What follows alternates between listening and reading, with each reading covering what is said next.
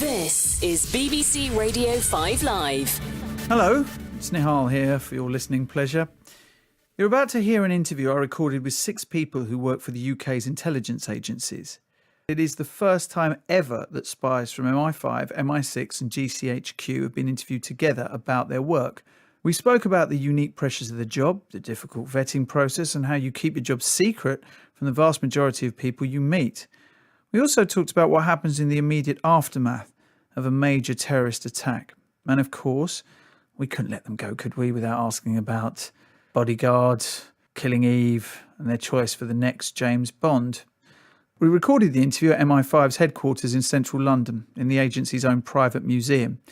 Let's define what each agency does. MI5 is the agency that deals with threats to the UK, including counter-terrorism.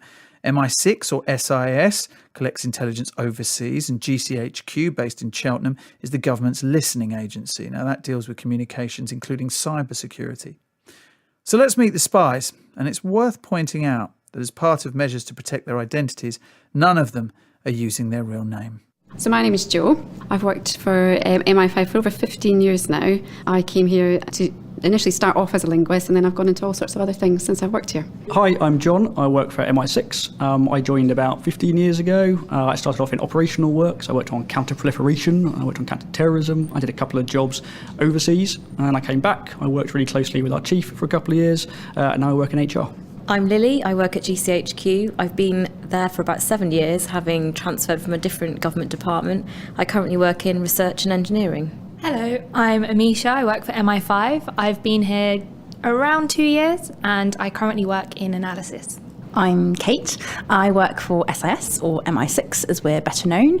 I have worked for the organisation for 10 years, just under. I've been a case officer my career, which basically means recruiting and running agents. And I'm currently in training, so helping some of our staff, new and existing, to learn that skill. Hi, I'm Dia from GCHQ. It's going to be 10 years since I joined the organisation. I came in as a linguist and worked in operations before going into training, doing a stint working with our international partners, and I'm currently working in HR. Why did you want to speak to us?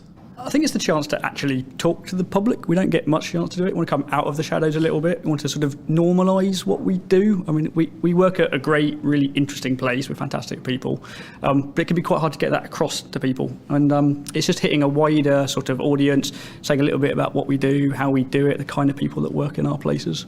Jo? This is a real first for us, and we're really excited to get this chance to speak to you guys.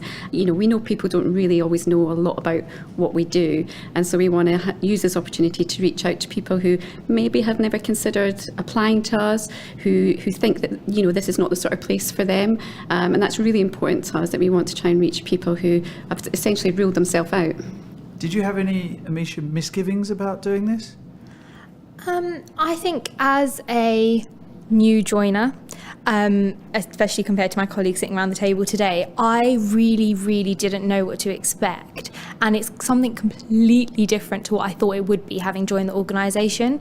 So I think it's important to do this, as my colleagues have already said, to come out and actually, you know, humanise what we do a little bit, and I guess bring a little bit of our personalities out, and you know, show everyone that actually we are just ordinary people doing extraordinary jobs. There must be a lot of myths around what you do. Kate? It's really hard because obviously for MI6, the best known person is James Bond. So we get that a lot. Obviously we like it a little bit as well because it's quite glamorous. Yeah. Do you all get given an Aston Martin? That's Chef Johnson. That is definitely. I think John's on a different. That's the first thing that happens on day one. He's on a different pay grade to me, so obviously, I think that might be just no. So no, we don't all get an Aston Martin or a speedboat or any other funky form of transport. You'll more often see us on a bus or a tube than anything like that. But there are people that turn up thinking that some of the elements that they see on TV are what you actually do. Yeah, so we have to do a bit of myth busting ourselves when we have those kind of first conversations with people. I remember thinking back to even when I joined sort of 15 years ago, I sort of assumed it was going to be white, male, upper class, that kind of stereotype sort of thing, which for me didn't feel hugely comfortable. I'm a bit of an introvert, I'm gay, I'm from a state school background. And even when I joined 15 years ago, it wasn't like that stereotype. There was still loads of diversity. There wasn't enough, and it's getting slowly better, but lots of those myths about carrying guns, having your martinis, or just don't apply. So I do recruitment as well, and it's amazing some of the things that people will ask you when you come in. So I've had somebody say, do I have to wear my own clothes to work? Or do I come in a disguise to work? And it's really fascinating for us because it reminds us just how little people know us. I think probably my favourite one was when somebody said, do I have to dump my girlfriend to work here? Because if I do, I will. So, obviously we said, of course you don't have to dump your girlfriend to work here. There's probably something else going on there. He maybe wanted to dump his girlfriend. Who knows? Dear, what was your perception versus reality? GCHQ. I didn't realise the scale of the work that we did, I guess. The realisation on the scale of the work that GCHQ actually does only came, I guess, maybe a year or two into the job. I remember my first week in the job, I was showing my first piece of intelligence, like real intelligence from an agent, which is completely awesome. And only at that point did I realise, actually, whoa, this is what we do. This is the stuff we know. That's what's going on in the world. I had absolutely no idea. That's an interesting word. You said awesome.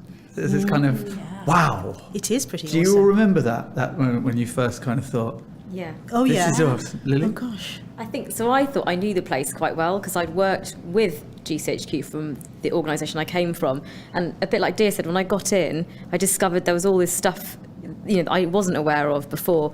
When I met the mathematicians, and they were working on a particular problem, and I'm not, I did maths at school and that, but I'm not a mathematician, and just seeing them at work and how they worked together and solved this problem was amazing. Yeah, I think, I honestly, I'm not going to lie, I have those moments pretty much every week. I'll wake up in the morning and I'll be like, oh my gosh, I actually work for MI5. And I hope you don't say that loudly, by the way. That's a security breach, just to be clear. I'm stepping in now at points other people should have stepped in, quite frankly. Yeah, okay. No, it's super cool. I'm fascinated by my work every day. Sounds cheesy, I know, but it's true. Kate, what was your awesome moment? The time I probably realised actually what I was doing was on my training course when I came in, and there was 20 of us sitting in a room with a spin lock on the table and being taught how to unlock a spin lock. And you're just thinking, so, I was my late 20s, I've lived a life, and I find myself sitting in a classroom with a spin lock. This is odd. This is not what I thought I'd be doing. Dear, why did you join GCHQ? This is going to sound really, really cheesy, but I always wanted to give something back. So how people want to be doctors and I don't know. Well, you are Asian, let's face it. I mean, pretty much your whole family wanted you to be a doctor. I can imagine if you're anything like mine. I wanted to be a doctor. Right, there you go. There you go then. But let's put it this way. I don't think I was intelligent enough to be a doctor. So I kind of parked that on the side. But I still wanted to give back. What a brilliant, glowing advert for GCHQ that is. But it's honest. Not everyone can be a doctor. No. Not everyone can be a lawyer. No. But that doesn't mean you can't give back to society. And you can't help in protecting those that you love and those that you don't know. So coming and working for GCHQ, when the newspaper opens and you kind of see some success stories, you see certain things that have been stopped, and you know that you've been part of that effort. I mean, there really isn't any equivalent to that. Amisha, why did you join? So I actually studied law at university, came out, went into the private sector as you do, and then I actually saw an advert on the Tube one day, and it was for our sort of IODP campaign, which is like a graduate program for intelligence officers. And I thought, I'd never considered anything like that. And I went ahead and applied, and yeah, I guess here I am. That's so random. I know. To just go, right, well, I'm going to be a lawyer. Was it? And then say, There's an ad on the tube to be an intelligence officer. Yeah. When you've never previously had any... Honestly, like I used to watch programs like, Quantico and Homeland and all of those. Yeah, here we go. yeah. Here we get to the heart of it. Okay, all right. Okay. So there was part of that. And that's always fascinated me, and I've always been into, and my family as well, they've always sort of spoken about, these TV shows or even like MI5 and it all sounds very cool and, interesting. And Priyanka Chopra, who plays Alex Parrish on Quantico, is definitely an inspiration, yeah. I mean, I think apart from my child, I don't think I know anybody who has actually said, I want to be a spy, And we've all come about it from different angles. I joined because I wanted to use languages, and it was one of the few jobs where I could actually use languages right from the start, which was fantastic. But I think we've all just come to it kind of haphazard sometimes, but that's okay. That's what we encourage as well. Joe's the first one to bring up the word spy. Do you like that word? I do think of myself as a spy, and I know that comes with lots of kind of negative connotations, right? There's a certain mental image that pops up for people a lot of the time. But that's our job. We're here to do espionage. We're doing it for a good purpose. We're doing it to keep the country safe and prosperous. But I do very much identify myself as a spy. I mean, I've told about 5 people that in my life, right? So, you're number 6. But yeah, that's how I feel about it. It's an odd one though, because we don't tell people what we do or who we work for. It's not something we would ever say out loud. So it's really strange saying it out loud, isn't it? Yeah. Just Amisha in the mornings. Yeah, just Amisha. Going at the top of her voice. Do you regard yourself as a spy? I do, yes, yeah. I mean, Do you love the word? Sometimes it can have negative connotations, and I think for me, having worked here and seeing all the great work that we do, I do. I've grown to love the word, yeah. Okay. I think you've got to own it. Because that's we've got to work with what we've got, and that, as John said, we deal with secrets. That's our trade. That's what we do. So there's no kind of getting away from it. And as John said, not many people know where I work. I think strangely more people who are outside my family and friends know, because I have gone and spoken to them and they work with us, and they're our agents. So more of them actually know where I work than people that are close to me. And I think they would also identify with the idea of a spy. They understand that it's secrets that we're dealing with. What's the process like? So you apply, it's not a shoo-in. I guess most people don't get in through the door. So how rigorous is it? What will people have to deal with? And, presumably your family's backgrounds have to be checked. It's not just you, it's vetted, and that they don't know that this is happening. They don't know what you do. So you're going to have to expose them, things that they might have been up to that you don't know about. You've got to take all of this into account, haven't you, if you want to apply for a job here? Yeah, I mean, I think, that's true. It's quite a lengthy process. How long does it take? It can vary depending on what role you do, but we usually say it's any time between 6 and 9 months.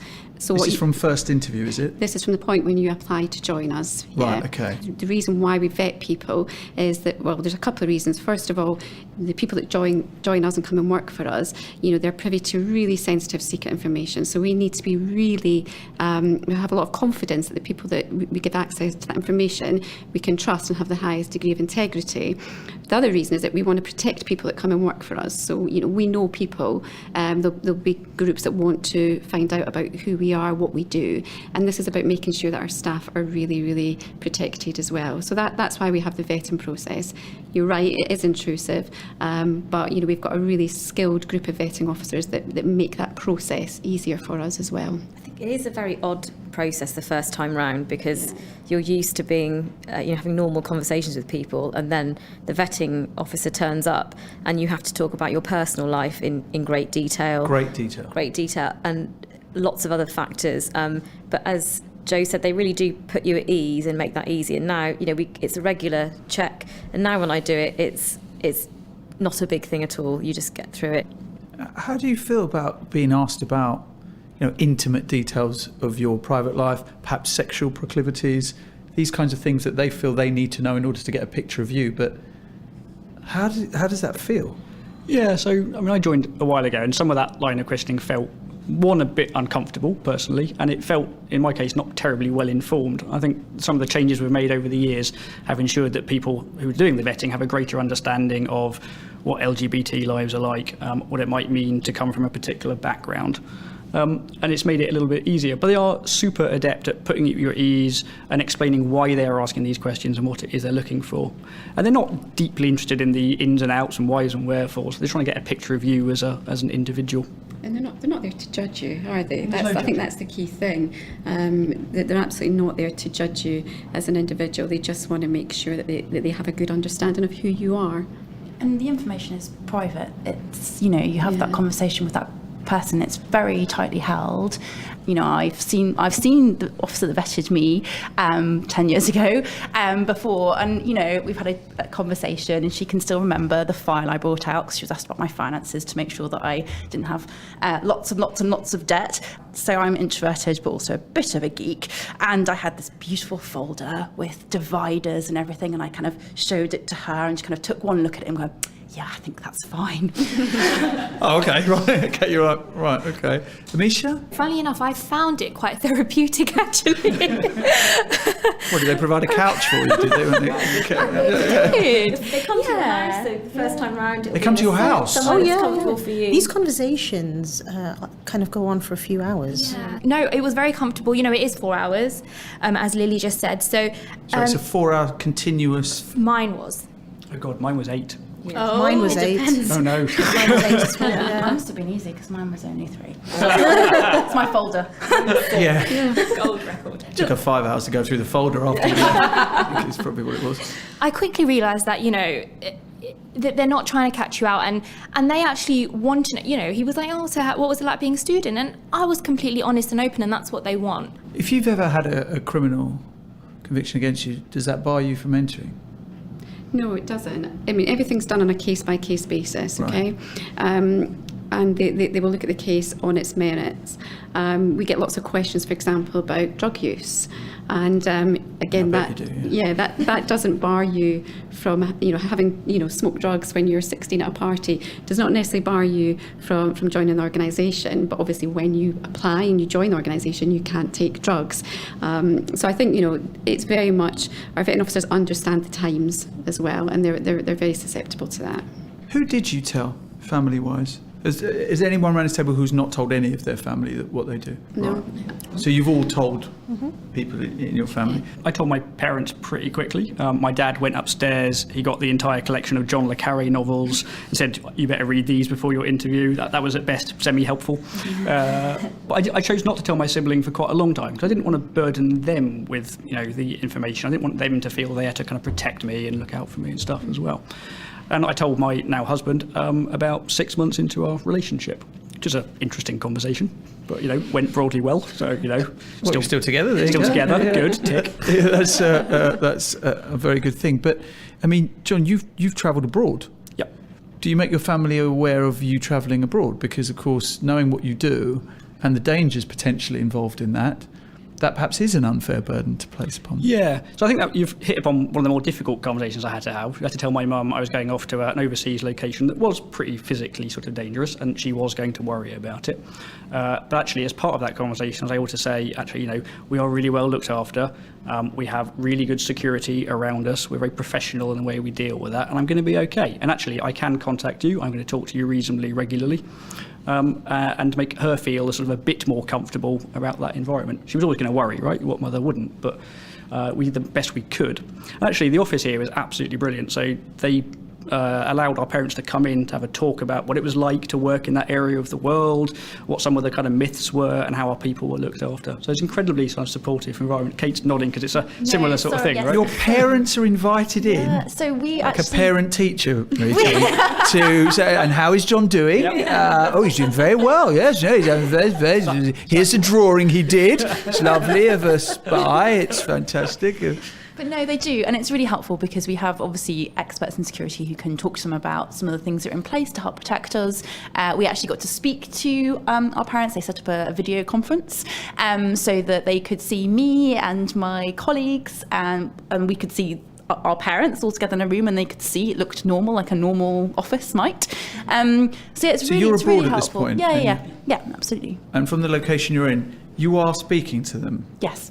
Wow. So just to reassure them that you're okay. Well, I mean, we were lucky enough to have very good internet connections, so I could Skype, FaceTime, whatever. But I think it's just really important for them to kind of, because of the work that we do, and because of the environments that we were in, that they had that extra reassurance, and they had people that they could ask questions, because obviously we're limited to what we can say in those personal calls.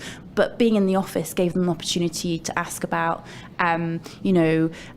security and how we're being looked after and welfare. I think by and large as well, we get the fact that, for families, this might be quite difficult to get your head around sometimes. It's because it's not normal. So all of the organisations have days where you invite your family in. We get talks from people like the DG and things. So, all the kids can come in, ask questions, get to play cool games and things like that. And it's just sort of our, the organisation's way of, encouraging people to understand more what we do. But what about, you tell a certain set of people, and okay, let's for the sake of Amisha and Dia here, Asian weddings, right?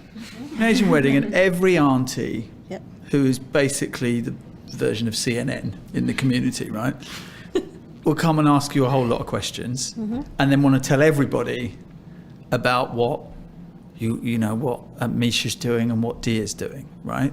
How do you keep that, and this kind of applies to all of you, to make sure that the people you tell don't tell people who tell people who tell people, and before you know it, every single Asian in wherever you're from knows that that's what you do for a living? So you're trained in this right from an early age in terms of Asian weddings, right? Because you always get asked unwelcome questions. Very true. So, very true. When you're getting married, when you're going to have a baby, when you're doing this. Yep. So you quickly learn how to deflect that. So you don't end up answering that question at all when they ask you. Okay, so let's what are you practice doing? the deflection then. Okay, there I am. then. I walk up to you and sidle up to you and say, "Oh dear, how are you, dear? I haven't seen you in ages. What are you doing now, huh?" Auntie, how are you? I haven't That was seen an you uncle, in by the such way. That was a very butch auntie. That was. It could be. a fair few of those around as Yeah. well. Okay. I wasn't going to do the auntie impression. That would just been too weird. Anyway, yeah, go on. Okay, uncle then. Yes, thank you. Right. Okay. Oh, I'm fine, uncle. How are you? What are you doing now, dear darling? Oh, uncle, I'm just so busy these days. You said you went on holiday recently. Where did you go? Oh, look at that. Look at that. Okay, right. Okay. So you've deflected, and of course, an Asian uncle will 9 times out of 10 want to talk about himself more than anyone else. So you've managed to work that out pretty quickly. Amisha, about keeping it actually that close, because parents like to boast about what their kid's doing, and you're doing something that is really boastable, right? I think, with both of them, that they're happy enough saying that, I work for the government, I work for the civil service, and they leave it there. And they leave it there. And do you know what? Most people switch off at that point anyway. Yes. In the Asian community. Yes. So yeah, I think that's probably enough. They'll probably move on to marriage then. Oh, right, okay. Yeah, which is what, yeah. John? You might recall a couple of years ago, an MI6 officer called Emma went on Chris Evans' show and talked about what it was like. Well, so recently I caught up with her, and she'd recently told her kids where she worked, and her eldest sort of daughter's response was, "You can't possibly work at MI6. You are way not cool enough to do that." And that's the kind of thing that happens actually quite regularly, is that you set out sort of a bit of a story where people just don't care. They're not really that interested actually in it. They might be if they knew the real story, but we've all got quite adept at just sort of deflecting it off. But isn't that really frustrating though?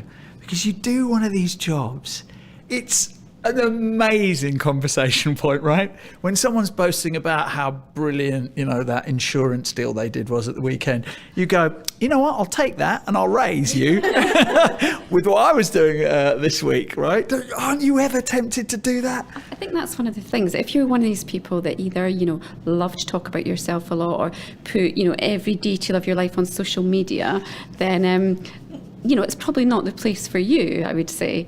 So yeah, I mean, you don't tend to go down that route, I would say. I recently had a situation where my one of my little kids came home and they said, we've got this thing on at school where you can take your parent to school if they do something really interesting. And he went, but mummy, that's fine because you don't do anything interesting, so you just don't need to come in.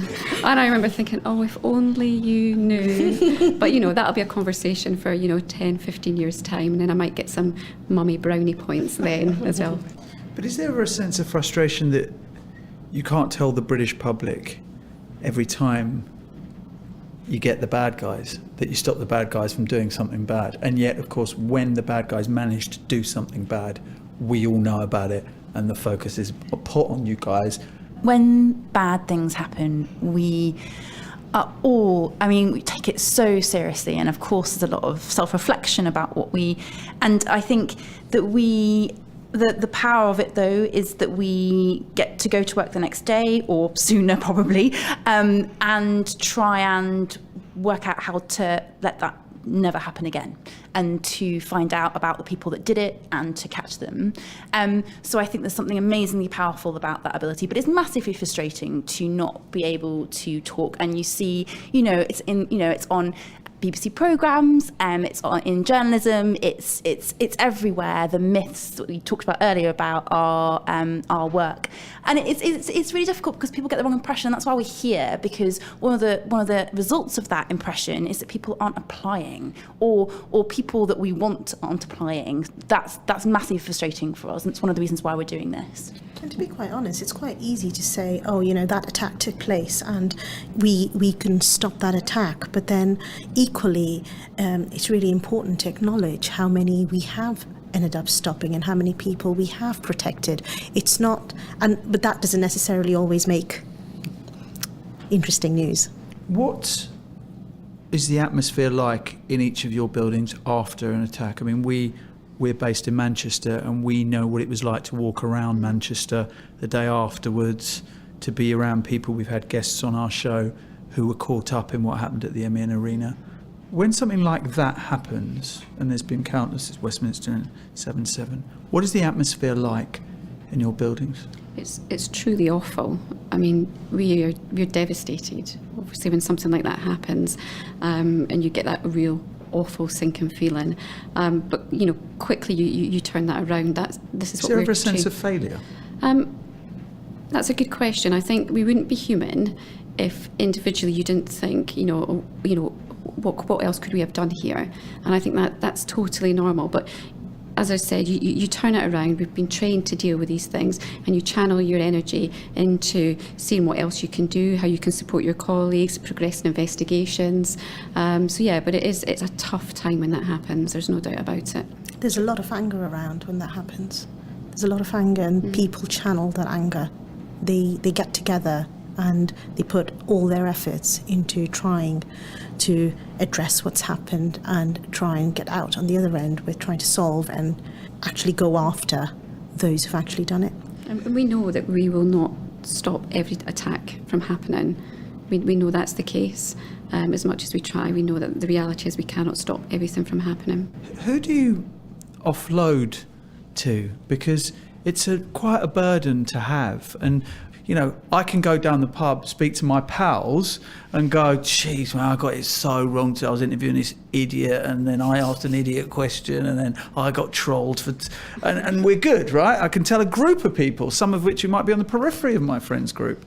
How do you offload? Our work is our second family. There's no two ways about it.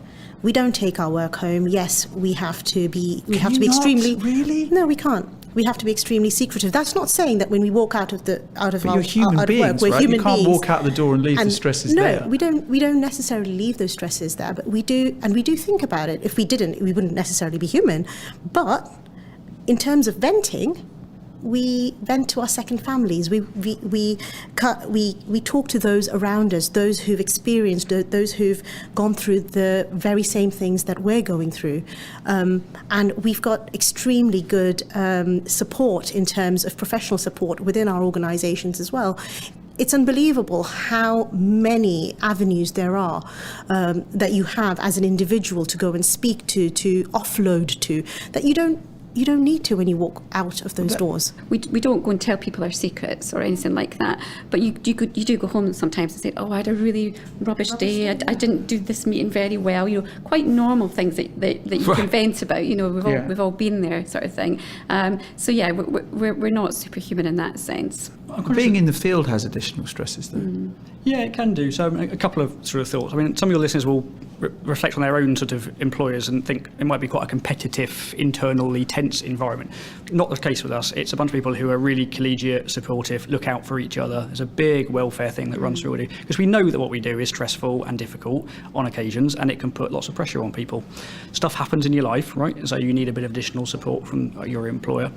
I think we're really good at this now, actually. We've both got all three of us have really vibrant kind of mental well-being groups and support in work. We have counsellors we can talk to. If we're ethically concerned about the work, we can go and talk to an ethics counsellor about stuff. So it's a really good kind of internal sort of support mechanism. What are the stereotypes you have about each other's agencies? What are the nicknames? What's the Mickey taking that goes on? What is inter-intelligence bants? I think is the Hashtag bans. Yeah, hashtag bans. Come on, what's your perception of what the other two get up to then? This is such difficult territory. So there's very few things we're genuinely competitive about, right? And they're the sort of, in some respects, things like where do you figure in the Stonewall rankings, or who had the best bake-off, or that kind of stuff. But is that a thing? Yes, actually. We have a bake-off. We have an annual GCHQ have a bake-off. SIS have a bake-off. Yeah. We do too. And MI5 have a bake-off. Yeah. It's a big thing. Okay. Going to throw a gatto at the bad guys. We all do have certain stereotypes. We're kicking this around earlier. Someone referred to earlier MI6 as the Slytherin of the world, which 20, 30 years ago, I can see maybe there were some aspects of that were true, but we're definitely much more Gryffindor or Hufflepuff these days. GCHQ are definitely, seen as the sort of the brain boxes in all of this as well, I would say. Yeah, I think the first time I went to GCHQ, I definitely expected to see Rubik's Cubes everywhere and the blackboards everywhere and, really creative workspaces, and there was actually a lot of that. There is, okay. And what are the stereotypes, Lily, you have about MI5 and MI6? I think we always think of them as the ones that are able to smooth talk people, they deal with people and that sort of thing. And they're the smooth talkers. I don't know. Yeah. Word there. How does your job change your view of people outside? Because you speak to police officers, for instance, who, because they only ever really see the bad things that go on, it gives them a kind of skewed view of the world. How do you think, and I think it would be naive to say it doesn't change you at all, but in what ways do you think it does? I think you see the very best in people, and you also see the very worst, and everything in between. But I think what I have been surprised by working in the intelligence community is the sheer amount of really, really good people within that work with us. So in the organisations who we deal with outside the organisations, and the people that actually get that intelligence for us, our agents, and the power of a human relationship and the trust that you can build up, so that someone trusts you enough to give you a piece of information that could put them in danger, but they're willing to take that risk for a higher power, for the good of more people than them. And I think that is such a powerful feeling. And I don't know anywhere else. I've worked outside in the private sector. I've never worked anywhere. And I know my friends who all work in the private sector also, they don't get that sense of feeling lucky to work where they do. That's not a normal feeling, to feel lucky to work where you work. And I think that pervades everywhere, and it's really palpable. But does it ever make you feel slightly paranoid? I mean, so you end up with a little bit of sort of heightened awareness about stuff, right? So you have a slightly different view of your personal security and how you go about behave, what stuff you might put online, all that kind of stuff. So it does have a little bit of impact on your life. But I'd come back to something around the fact that actually it's a tiny number of people out there who wish us really hostile intent. All the work we do is lawful, it's proportionate, it's necessary, and it is a really small sector of the population that actually is actively out to cause us harm. I think sometimes you can be working in a mission area that is very difficult, and what you're referring to about it skewing your perhaps view of the world. And I think we're all trained in knowing that might happen, and if that does happen, there's places you can access help, and it might be time for you to move mission area because it's starting to skew your judgment or affect your life. So I don't want to suggest that's common, but we know that can happen if you're working on a particularly difficult case or area of work. But child sexual exploitation must be one of the most horrible things to see continuously, and that must take a toll. That's exactly one of the areas that I would say that's going to have an impact on anyone, isn't it? But I think, talking to colleagues in those areas, they get such a sense of achievement when they've managed to help stop some of that activity or support police in their actions. But we take that really seriously. It's something we absolutely have to do, but we have to manage our own welfare as well. But isn't there also, though, a culture of you having to be mentally strong to be here in the first place? Is there not a fear perhaps of weakness, because that weakness will undermine what the team is doing? I don't think so. I think, everybody recognises that as you go through your career here, you will have times where, things might not work out for you. So you can seek help. As we've said before, there's the wellbeing team, and we know how frequent people suffer from mental illness as well. So I definitely don't think it's a sign of weakness, and people are really, really encouraged to seek help when they need it, and it's definitely not frowned upon. In fact, your colleagues are there to support you. What about being a parent? It's making me ache knowing that my mobile phone is not on my person right now, so I can't Instagram and tweet this thing that I'm doing right now. For you guys, just the thing of your child being sick at school and no one can contact you, a loved one. Yeah. They can. We have some clever technology so that the schools can contact us.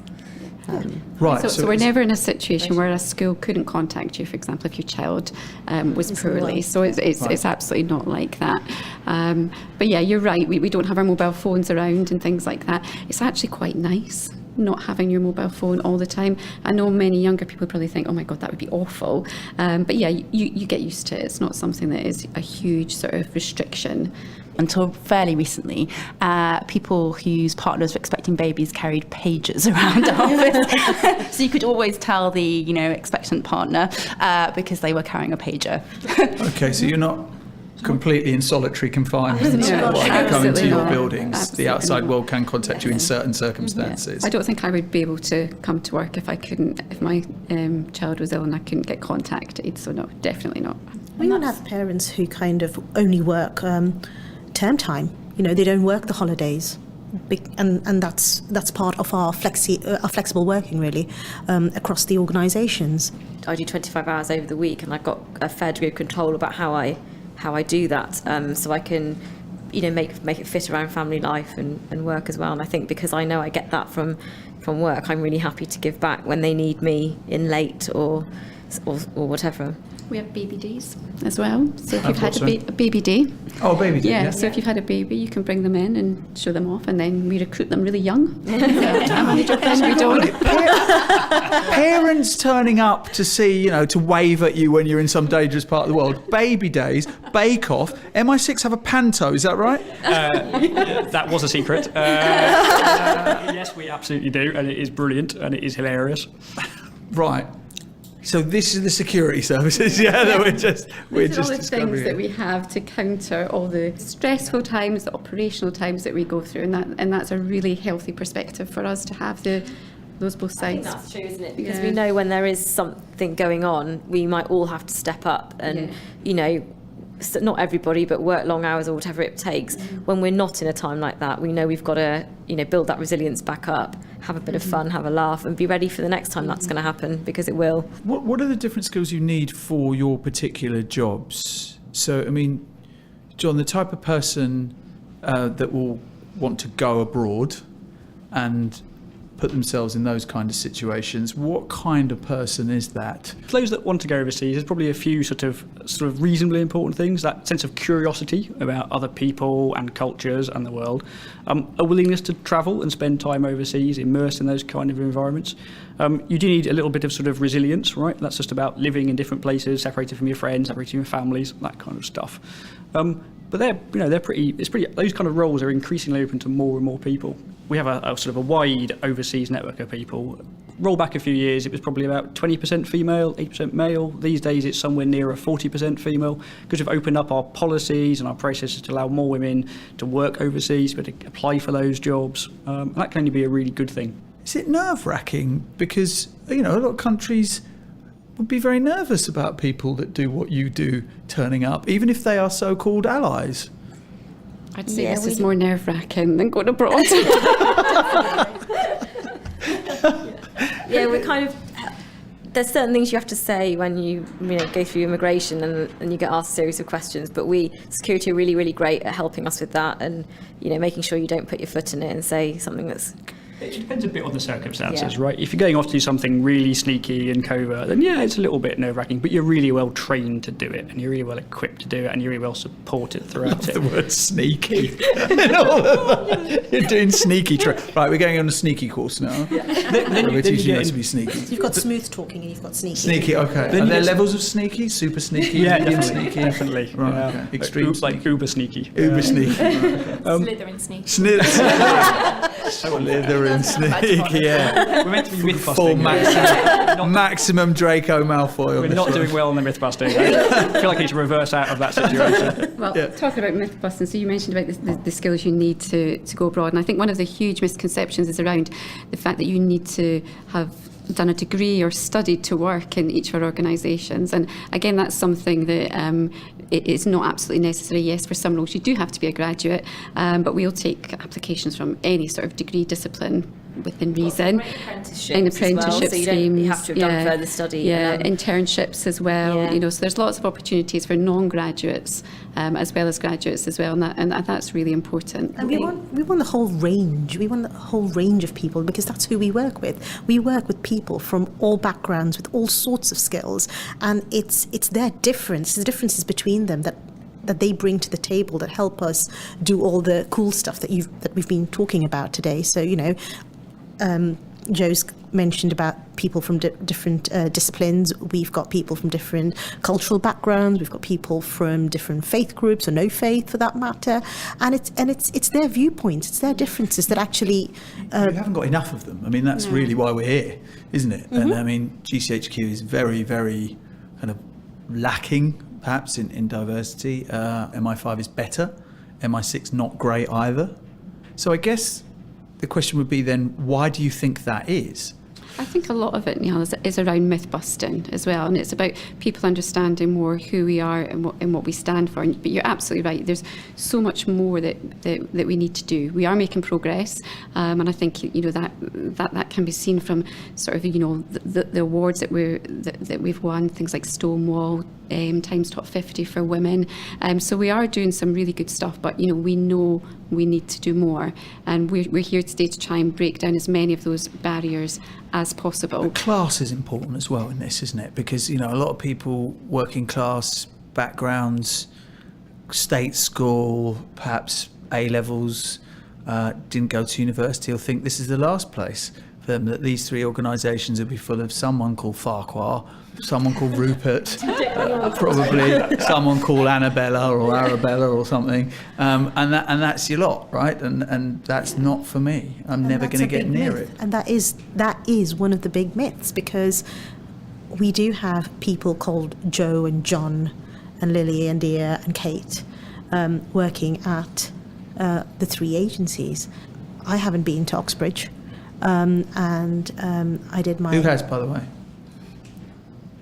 Okay. Some people have, right? Okay. But and we do have people from who've gone to state schools, who've not gone to university, and but that doesn't mean that they don't bring something just as important to the table. There are 6 of you, 5 of which are women, 1 man, gay man. This is ticking all kinds of boxes, isn't it? But how actually, when you go out back to your places of work? But we do have those sort of people working at the three agencies. Maybe not in the numbers that we would like to have at the moment, but we're working towards that. But we definitely have all of those types of people working within the organisations right now.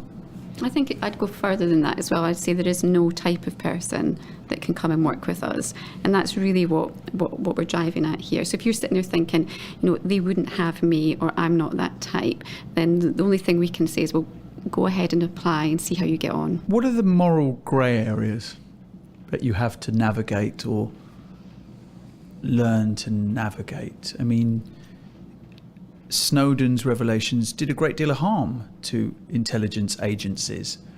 People thought, well, wait a minute, what are these people doing to us? And that's a fact, right? Okay, it's out there. It did a lot of harm. I think, Go on. I think this is where our organisation's values really come in, and integrity is really at the heart of that. We have really great support, up the management chain. If there's something you're dealing with that you're unsure about, you've got the ethics counsellor we can go and talk to if there's something that's on the line. But we're all, the new legislation that came in this year, the IP Act, we all really welcome. It's brought the code under which we operate up to date and fit for the 21st century. And there's a lot of things that go on behind the scenes to make sure we all understand everything that we do is proportionate and necessary. We're not doing things, for the sake of it. There's a real reason behind it. So I think it's never been something that's come up for me personally. But I know if I did have a query about something, I know how to go and get help about dealing with it. I think maybe what you're flicking at here is can the public trust us? We're not sort of rogue operators, right? We're tasked organisations. The elected government of the country gives us our requirements, the things we have to go and find out information about, and we do it in line with that. And we've got a huge and really welcome sort of oversight. We've got parliamentary oversight, we've got legal oversight, judicial all that sort of stuff. So there's a big kind of architecture around it, which ensures that we operate within our laws, within our values, even though we're having to do difficult, extraordinary, complicated things.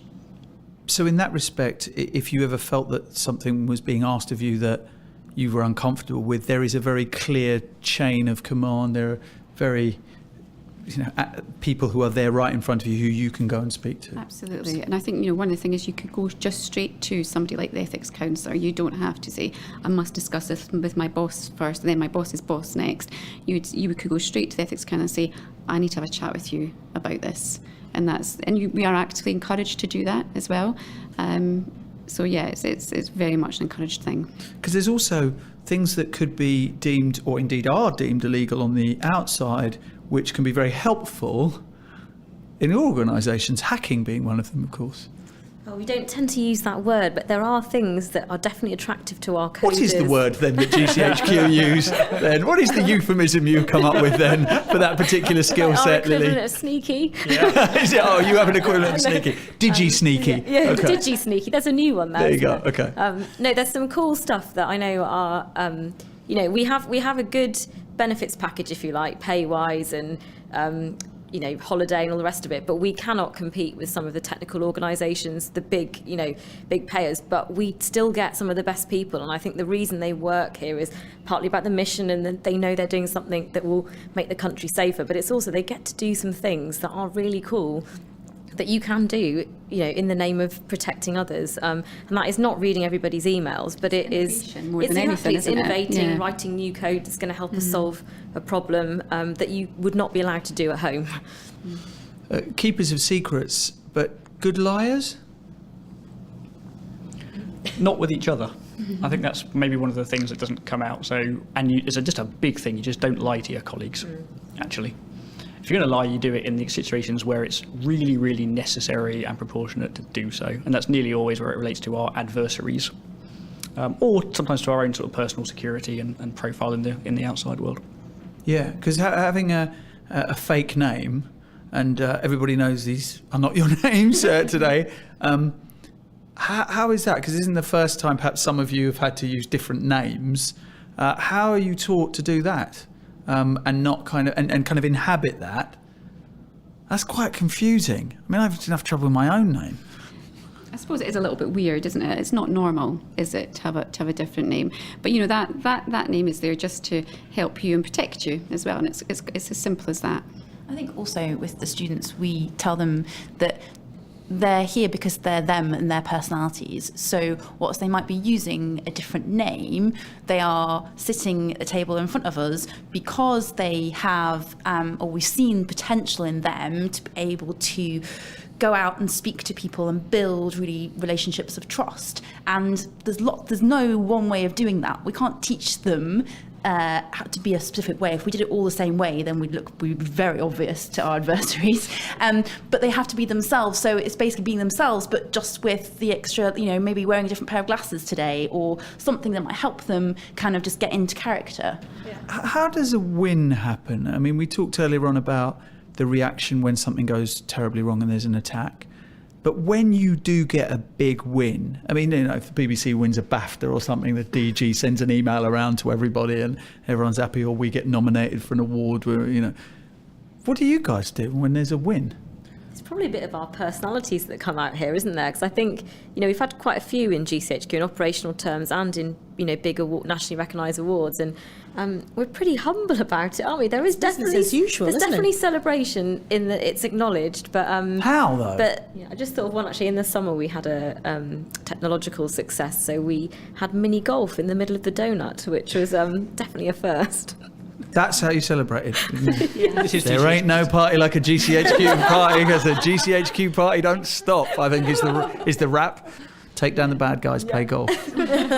We do some subtle stuff, right? So we have lots of internal rewards and recognition for people who just do brilliant stuff, either as teams or occasionally as individuals. I mean, something very close to my heart, I got promoted a few years back and the chief wrote a sort of handwritten, personalised letter saying congratulations. That's a really big thing. I can't ever show it to anyone, but I kind of know it's there. It's just a really nice touch. I think we know you can't show it to anyone? No, not really. It's not framed? No, it's not up on the wall. But that's fine, can't live with that. That's quite an interesting thing, because for people in the outside world, take a risk, get a reward, tell the world about it. You guys take a lot of risk, get a reward, play mini golf. We celebrate amongst ourselves, and we just carry on to go and solve the next big thing. Okay, you celebrate amongst yourselves, you offload rather a lot, I guess, amongst each other because you understand it. A bit like Strictly Come Dancing, do people tend to kind of fall for each other in these quite intense situations? That's never happened, ever. Because it is quite intense, isn't it? And like you we've can said, our work becomes our family, and we can leave it. And you there. sometimes take it a little bit too far into what family means. If then you do fall for someone, then you have to tell, right, everybody that work, because that is potentially quite a big issue, isn't it? Because if you're working as a team and then you fall out from a kind of romantic way, that's an issue. I don't think we're ever in situations where we work together in that sense. So if you did start, going out with somebody, you would never end up working in a team with them. That just wouldn't be right. It wouldn't be healthy. And you just don't want that either. You don't want to be working with the person you're going out with. You see enough of them, surely. When you're out in public, and perhaps you hear someone boasting about things or criticising, or saying, oh, well, of course we're not going to get saved. These rubbish, these idiots at MI5 and MI6 or whatever, How does that feel? Or if you see it in a newspaper? It can be frustrating. But I think what I remember is that, they don't know what I know at the end of the day. So it's natural. It's natural for, these comments to come about, after the news or whatever, and the biggest breaking headline is. And I think it's just about knowing that, I can go to work and talk openly about these things with my colleagues. And there is that culture and that environment to be able to do that. And that's enough for me. And actually I have a bit of an internal, yeah, all right, you don't really know what's going on sort of thing. And then there's a flip side to that, where you do see something in the newspaper, if it's a plot that we've thwarted, and you can just quietly say to yourself, yeah, I was part of that. Yeah. And that's really good. That's satisfaction. Yeah, definitely. I do need to talk about Killing Eve. I think it's very important that we assess. I haven't finished watching it. The veracity. Okay, so there'll be no spoilers, but bodyguards, James Bond, McMafia, The Night Manager, and Spooks, everybody. We'll discount John's dad's John le Carré novels for now, because that's not television, that's literature. And hey, who reads anymore? Okay, Bodyguard. Let's get some reviews of Bodyguard. Who's seen all of Bodyguard? I've seen I have. Okay, all right. Kate, when you watch something like Bodyguard, what is going through your mind? Well, I really enjoyed it. And not actually, I didn't look at it through the lens of, is this realistic? Because it is a TV programme. For me, it was just the drama. I really like the characters, the kind of interplay between them. Now, I am from a privileged position that I know that that's not true. MI5 and the police get on very well. But it's fun. It's entertainment. That's what it's designed for. That's why it is so popular. And of course, it's intriguing because it's based on people and organisations that are not really well known about. That's part of the appeal. But I don't think I can get too hung up on the kind of the inaccuracies, of which there are too many to explain here.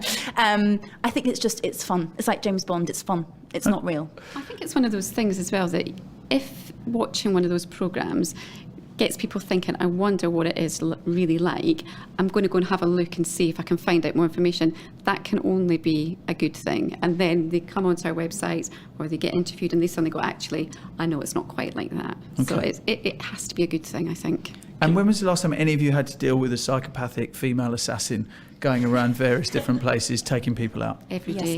Yesterday, okay, it's a fairly regular occurrence, yeah. Who's seen any of Killing Eve? Yes. All of it. Yeah. Are you, right, I've seen all of it as well, okay. Yeah. Did you watch it, John, going, oh, come on?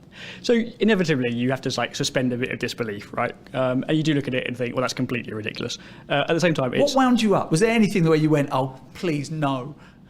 It's just this idea that, you kind of operate in a really rogue way, or that you approach things in a way that we just wouldn't ever. The only things that really kind of chimed with it for me were, actually, there's some pretty cool use of technology. Well, we do lots of that in our own work. And that sense of teamwork, people working together to solve a difficult problem with a really difficult adversary. That's the only stuff that really kind of chimed me. The rest of it was a bit ridiculous.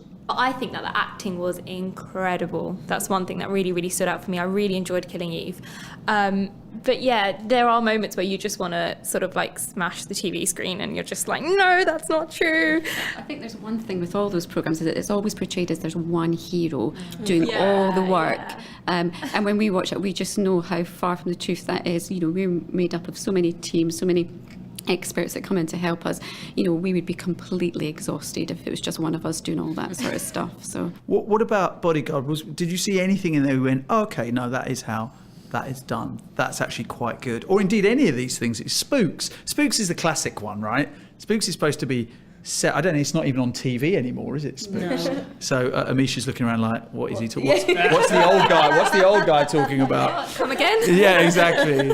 I remember that. I remember the first episode with Deep Fat Fryer, and we did not like that one at all. So that definitely didn't chime. I have no idea. It was such a long time ago when somebody got put in a deep fat fryer. Oh, right, okay. As well, so that definitely did not resonate. Right, okay. It's good to know that security services don't deep fry people. Is that is that the upshot of what you're saying? Yeah, basically, yeah. Right, okay, that's good. I have to ask you this definitely because it's all over this. The next James Bond, who should it be? Wow. So, wait a minute. This is interesting because the producers of James Bond have ruled out a woman playing Bond. How do you feel about that? They're not being very diverse, are they? I actually think it's fine. So James Bond is a male character. I would like to see him acknowledge and treat his female colleagues better, however. That would be good. Here. I'm quite upset because I bet my husband that we wouldn't get asked this question, and so now I have to make him dinner tonight. But there's so many good candidates out there. I'd love to see Idris Elba do it. I think it'd be awesome. Do you have an issue with there being a female James Bond? Do you think that it'd be a man, or do you think it could be a... No, I mean, I think I agree with Kate. I think, it's okay. James Bond is a man. It is what it is. You never know where it will go in a few years' time. Look at the new Doctor Who. I'd never... Yeah, there we go. Never say never. Never say never. I would like to see a woman. Okay. Yeah. Any idea who that could be? Nope. Okay, fine. You're allowed that. Lily? I think I'm with John. You're going with Idris Elba on this. Okay. Misha?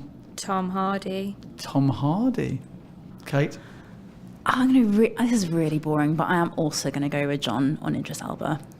Okay, Yeah. that's 3 for Idris Yeah. Elba. Do you think these count, by the way? Yes, this absolutely counts. This is. Yeah, absolutely. If we could help interview for the job, we're like, Volunteers. I don't think though, but knowing James Bond as you do, does he have any skills that are actually going to be useful for doing the job that you guys do? Does he have any of the skills? He's rogue, I think right? He doesn't listen to anyone. He could definitely do coming on one of my training courses, put it that way. To untrain him for this. So he goes rogue. He's not very nice to potential. women. He's incredibly violent. I think he needs some help with some technical stuff as well. Really? Yeah. well, like, I mean, he's just too. He's out in the field too much. I mean, he needs to kind of be into. Yeah, he's extremely analog. Listen to the GCHQ people. What does that even mean? What does that mean he's too analogue? Classified jokes that only the mathematicians understand. That was were we just witnessing a GCHQ in-joke about James Bond? Yeah, the only bit of James Bond I can think about, which is reasonably true, I know we're safe to talk about this because our boss has talked about it in public before. We do actually have a queue, so Q actually is a real thing, right? All of that cool technology that you see, we have some brilliant technologists who supply us with all kind of gadgets that we use. That's about the only bit of it that I kind of really, really recognise. Only our stuff is better than Bond's. My dad was really proud because he's a massive James Bond fan, and when I first joined the office, my first job was in Q department. So was he just always checking your watch when you came and go, what does it do? What does it do? And you were like, well, it's just a watch, Dad. Yeah, he knows that I'm technologically backwards, so he was a little bit concerned about the future. But I should say I had nothing to do with any of the technology. It's fine. I did not get my hands on that. I was elsewhere, but yeah, it was great.